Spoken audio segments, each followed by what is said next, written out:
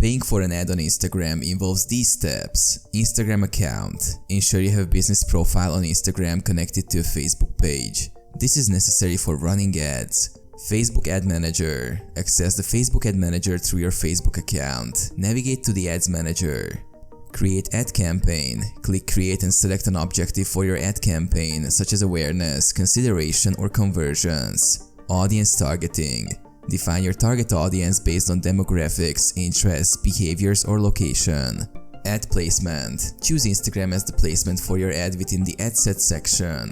Ad content. Craft engaging ad content with appealing visuals or videos and compelling copy that aligns with your objective and resonates with your audience. Set budget and schedule. Decide on your ad budget and schedule. You can choose a daily or lifetime budget and specify the ad's duration. Review and launch. Review your ad settings, preview how it will appear, and then click confirm or launch to start running your Instagram ad.